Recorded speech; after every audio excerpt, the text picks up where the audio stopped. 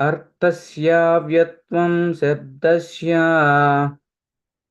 अर्थस्यात्वं शब्दस्य द्रष्टुर्लिङ्गत्वम् एव च द्रष्टुर्लिङ्गत्वम् एव च तन्मात्रत्वं च नभसो तन्मात्रत्वं च नभसो लक्षणं कवयो विदुः लक्षणं कवयो विदुः अर्थस्याव्यत्वं शब्दस्य द्रष्टुर्लिङ्गत्वम् एव च तन्मात्रं च नभसो लक्षणं कवयो विदुः.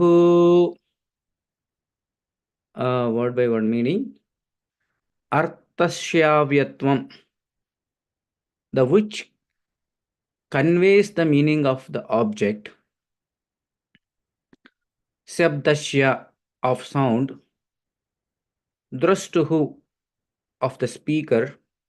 Lingatvam, that which indicates the presence. Eva, also. Cha, and tanmatram, the subtle element. Cha and nabasaha, of ether. Lakshanam, definition. Kavayaha, learned persons. Viduhu, no. Translation and purport given by His Divine Grace A.C. Bhaktivedanta Swami Srila Prabhupada. Srila Prabhupada ki jai. Persons who are learned and who have true knowledge define sound as that which conveys the idea of an object, indicates the presence of a speaker screened from our view and constitutes the subtle form of ether. Puppet. It is very clear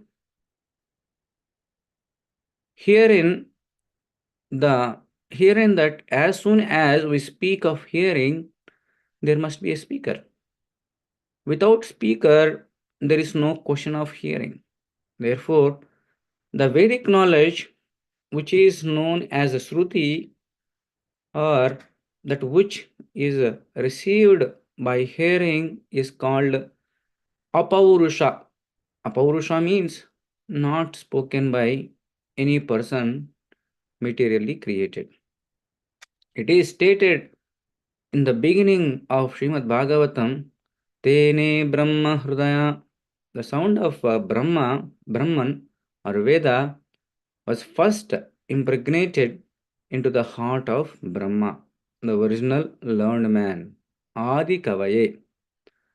How did he become learned? Whenever there is a learning, there must be a speaker and the process of hearing. But Brahma was the first created being who spoke to him. Since no one was there who was the spiritual master to give knowledge, he was the only living creature. Therefore, the Vedic knowledge was imparted within his heart by Supreme Personality of Godhead, who is seated within everyone as Paramatma. Vedic knowledge is understood to be spoken by the Supreme Lord, and therefore it is free from defects of material understanding. Material understanding is defective. If we hear something from a conditioned soul, it is full of defects. All material mundane information is tainted by illusion, error, cheating, and imperfection of senses. Because Vedic knowledge was imparted by the Supreme Lord, who is transcendental to material creation, it is perfect. If we receive the Vedic knowledge from Brahman in disciplic succession, then we receive perfect knowledge. Every word we hear has meaning behind it. As soon as we hear the word water, there is a substance water behind the word. Similarly, as soon as we hear the word God, there is a meaning to it. If we receive that meaning and explanation of God from God Himself, then it is perfect. But if we speculate about the meaning of God, it is imperfect. Bhagavad Gita, which is a science of God, is spoken by the personality of Godhead Himself. This is perfect knowledge. Mental speculators or so called philosophers who are researching that what is actually God will never understand the nature of God. The science of God has been understood in disciplic succession from Brahma, who was first instructed about knowledge of God by God Himself. We can understand the knowledge of God by hearing Bhagavad Gita from a person authorized in a disciplic succession. When we speak of seeing, there must be a form. By our sense perception, the beginning of experience is a sky. Sky is the beginning of the form, and from the sky, other forms emanate. Therefore, the objects of knowledge and sense perception begin from the sky. ॐ अज्ञानतिमिरन्दस्य ज्ञानाञ्जनशलाकया चक्षुरन्मीलितं येन तस्मै श्रीगुरवे नमः। नमः ॐ विष्णुपदाय कृष्णपृष्ठाय भूतले श्रीमते भक्तिवेदान्तस्वामीति नामने। नमस्ते सारस्वते देवे गौरवाणी प्रचारिणे निर्विशेषा शून्यवादी पाश्चात्यदेशतारिणे। जय श्री कृष्ण चैतन्य प्रभु नित्यानंद श्री अद्वैत गदाधर श्रीवासादि गौरभक्तवृंद। हरे कृष्णा कृष्णा कृष्णा हरे हरे, हरे Ram Ram Ram Hare Hare. Today we are going to discuss about two subject matters.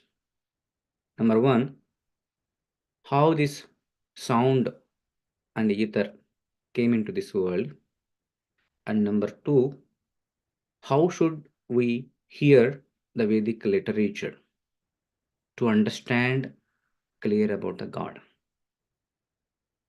As you all know, we are progressing towards how this Prakriti got manifested. So we discussed there was a Pradhana, and that Pradhana have some characteristics, like Prakriti got manifested from Pradhana. We discussed quite elaborately about the characteristics of Pradhana. It is unmanifested, it is eternal, it is aggregation of three modes. So many things we discussed. And after that, here Kapiladeva is explaining the 24 elements of this Pradhana. The first 24 elements, Antakriyas, four Antakriyas. We discussed last few slokas. Those four are mind, intelligence, false ego, and chitta, the consciousness. We discussed these four. Now, from last sloka onwards, we are moving towards the tanmatras. What is tanmatra? Tanmatra means it is a subtle element from which gross elements are produced. We all know there are five gross elements: ether, air, fire, water, earth. These five gross elements, how it is produced? What is the subtle elements behind these gross elements? The first thing here, sound.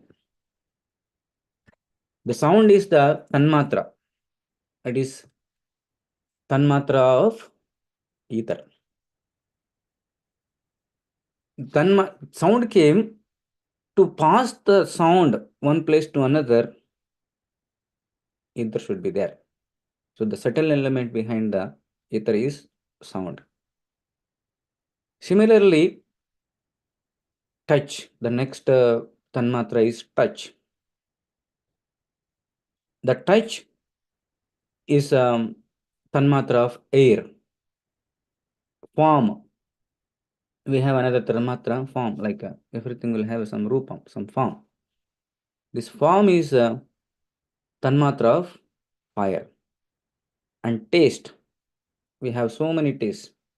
All these tastes are the taste is a subtle element, and Tanmatra of taste is water. From the water taste, all other tastes are subdivided. And smell, the Tanmatra of smell is earth. From the earth smell, all other smells got different variety smells came out of that. We will discuss these Tanmatras in upcoming slokas.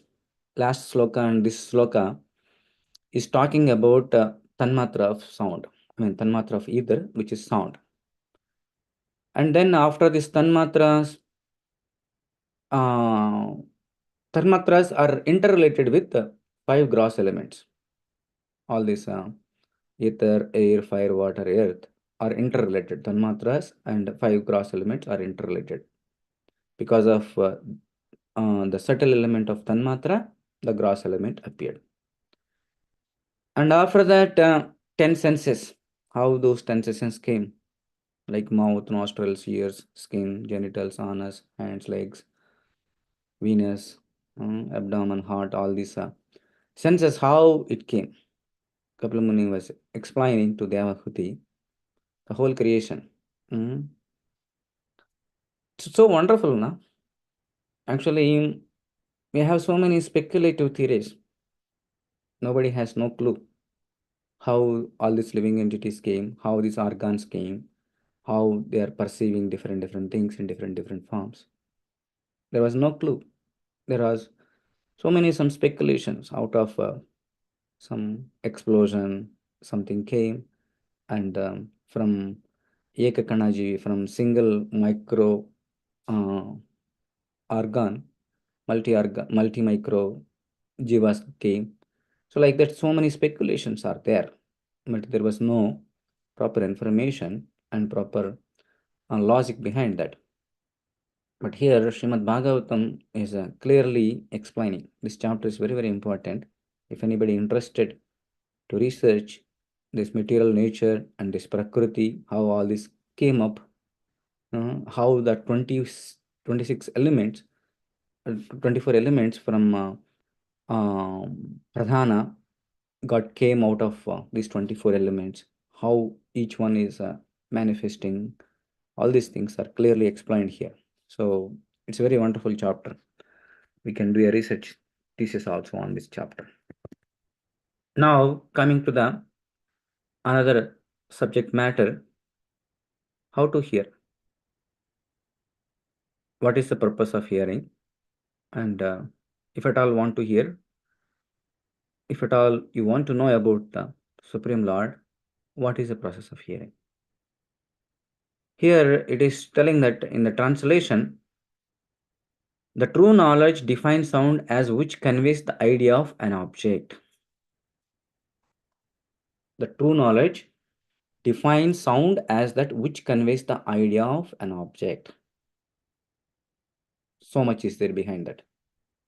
Suppose if I want to explain anything, if I want to explain about a mobile phone, or if I want to explain something, some object, some book, or some computer, or whatever it may be in this one, I need to explain what it is. If you want to get an idea about object, some object, there must be a sound. Otherwise, I don't know. We all knowing all these things because of the sound. So we went to schools in the early age. We heard so many things, how things works, and based upon that, we got an idea about this world. Oh, this world is like this. Oh, if I want to go to America, I need to go this process. I need to do this. I need to do that. The origin of everything, if you want to know something, we need to hear. Among all the indriyas, the Hearing and the ears are so powerful. Even in the sleep, this hearing organs will work, the ears will work. Suppose if you are sleeping, your eyes will not work, eyes are closed. If some snake is standing in front of you, you will not aware of it. Similarly, nostrils, we are seeing so many cases because of carbon monoxide. So many people are losing their lives overnight itself. Even they cannot feel the smell at the time of sleep. Touch, that is sometimes if it is hard touch, you will able to get it up. But if it is a minor touch, you will not even see. Hmm. But hearing, you are sleeping. But if somebody shouting or somebody call, hey, snake, snake, snake, we will run away. The hearing is a very, very powerful object which came first into this material world. And if you want to know about this knowledge, any object, the supreme object is God. If you want to know about the supreme personality of Godhead, what is the process? How can I hear or how can I understand the Supreme Lord? You must be here. Even the first living entity, Brahma also came to know about this material world and he got empowered to create all this 14 planetary system just by hearing. Srimad Bhagavatam, first canto, first chapter, first sloka starts with the Tene Brahma Hridaya Adi Kavaye. All this knowledge imparted in the heart of Brahma, and Brahma heard this knowledge from the Supreme Personality of Godhead. He was only the living entity, and he, when he appeared on the lotus from the novel of Garbhodaka Sai Vishnu, he couldn't understand what's going on here. Wherever he see, all empty, nothing is there. No houses, no trees, no living entities, nothing is there, completely empty. He got confused. Where am I? What I am doing? What is this? Then he was trying to crawl down from the lotus stem. He find, okay, I'm in the lotus. Okay, let me go down uh, from where it came. So he crawled down a little bit, but he couldn't find the origin. And then he came back and he heard a word, tapa.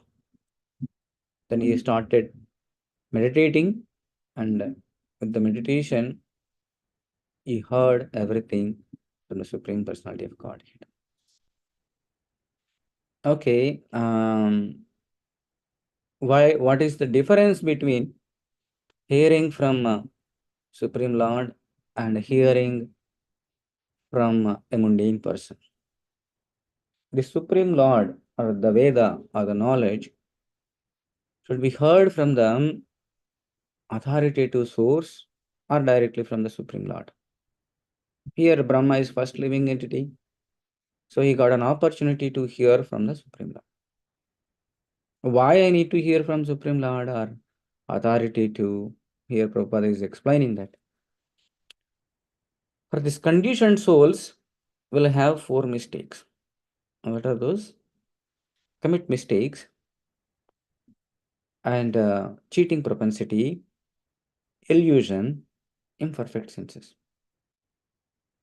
In these four things, whatever you propose or whatever you speak on your own, it will not be perfect. Number one, committing mistakes.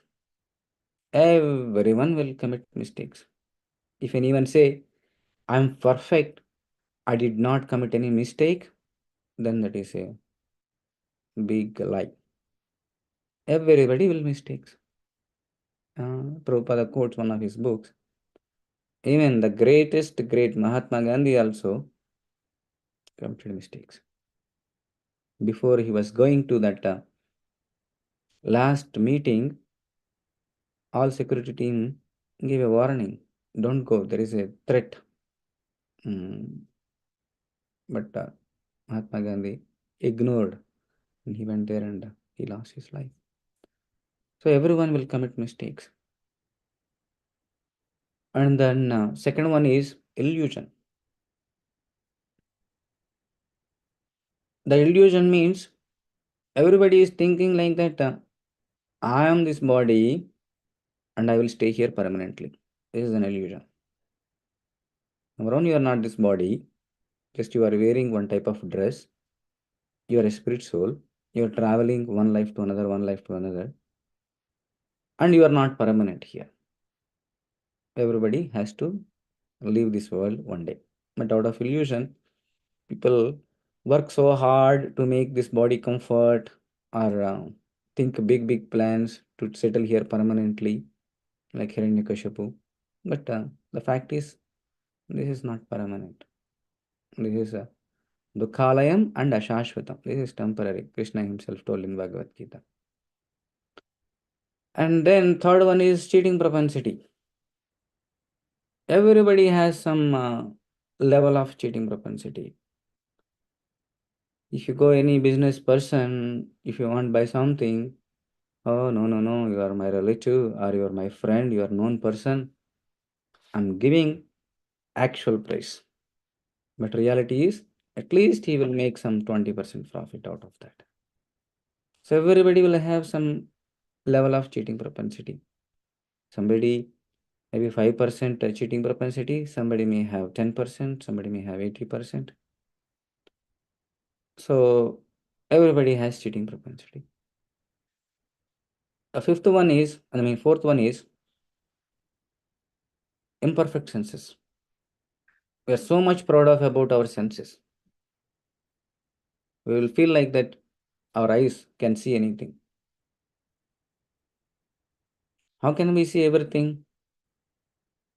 We cannot. If it is too far, we cannot see. If it is too near, we cannot see. Forget about all those things. Just if I switch off the light, I cannot see anything. So our senses are not perfect. And with these four mistakes, whatever you heard in this material world proposal, it will be mistaken. It will be not perfect. We all know so many scientific theories came, and after some time, one more scientist will come. That theory is not correct. This theory is right. Previously, when I was childhood, they were teaching there were only 9 planets. Last planet is Pluto. Now Pluto is. They are telling that Pluto is not a planet. So because these people, whoever is proposing all these theories, have these four problems. With these four problems, whatever they propose, it will not be a perfect thing. If you want to learn perfect thing, you need to go the original manufacturer because he only manufactured everything, right? So he can tell everything. Who is manufactured? Krishna. Sutre Manigana Iva. Even the outward, you may not see Krishna is not there. I'm here, I'm earning, I'm eating, I'm cooking. Mm. But who is the cause? Who is the internal energy? Who is the doing everything unknowingly for us? Krishna. Krishna is like a thread in the pearl necklace. Outward, you may not see the thread existence. Outward, you see only pearls. Oh, pearls necklace is so wonderful. From where you got this of pearls? Everybody is inquiring about the pearls. Nobody is inquiring inside thread. What thread you use? How strong it is? Will it stay for 5 years? Hmm? So similarly, the thread is not visible outside. Similarly, Krishna may not be visible for the mundane people. For the devotees, he will be visible every minute, every second. Even though Krishna is not visible, Krishna is a root. If he tells, that will be perfect. That's why Srila Prabhupada will emphasize we should learn in the parampara.